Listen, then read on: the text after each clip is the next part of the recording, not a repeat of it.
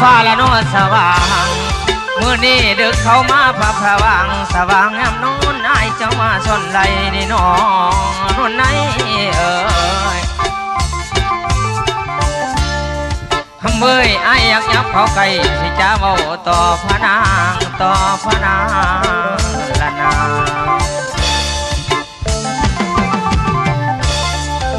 นี่จบละน้อคือน้องงามละน้อคือน้องยืมผิดไฟมาสาดีน้อง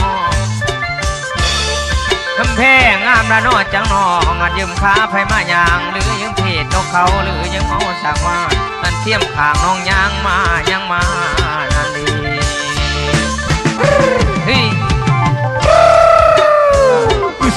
โอ้ยน้อง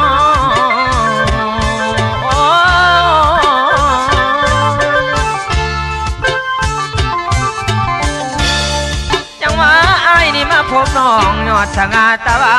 นละน้องมื้อนี้อยากจะขานความนางนาตาลีผู้งามลำน้องอักมีน้ำตั้งสันไหนบอกอ้ายเนี่ยน้องคำเพลงกับทั้งพ่อแม่น้องน้ำสั้นสื่อจังใดน้ำทั้งไผ่ใสงามงามยังซาใจน้อบังอ้ายอยากเอาเมื่อเป็นสะใภ้ให้แม่ยาได้เสยสมเมืองดีมื้อนี้เกี่ยวเอาสาวคิงกลมอยู่ในงานคืนนี้ไผได้น้อยไปหรือพอใจให้ยิ้มผ่านเมื่อเป็นไผตั้งบ้านเมื่อเป็นบ้านตั้งสวนตั้งสวนละนอ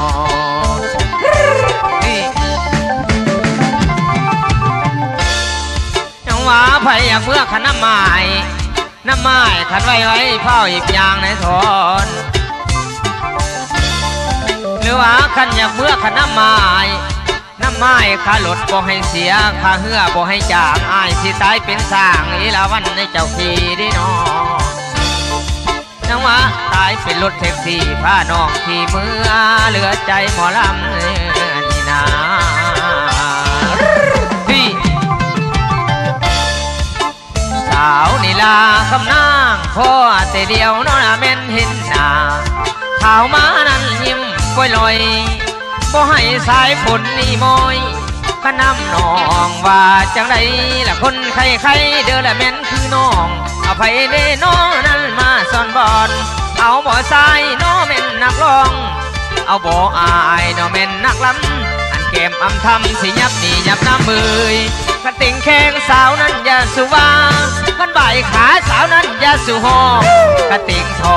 อย่าสุติงโอ้ยนั่นละนาสินานวลนี่นาละนาสินานวลนี่เอ่ยอยากเมื่อเป็นเคยผานางเด้นี่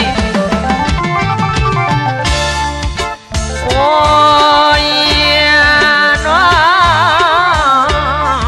งโอ้ยคำเพลงกันว่าจบคือน้องอยากดมดินมนเจ้านางในน้องคนขี้ไล่จังบักอายอยากดมแก้มบัดเจ้านอนมาอ่อนซ้อนเด้เฮ้ยเกี่ยวกันสารวันเกี่ยวกันสารวันเกี่ยวกันแน่สารวันเตี้ยลงสารวันเตี้ยลงสารวันเตี้ยลงเตี้ยงามไม่มาทำจำดินอันเตี้ยงามไม่มาทำจำดิน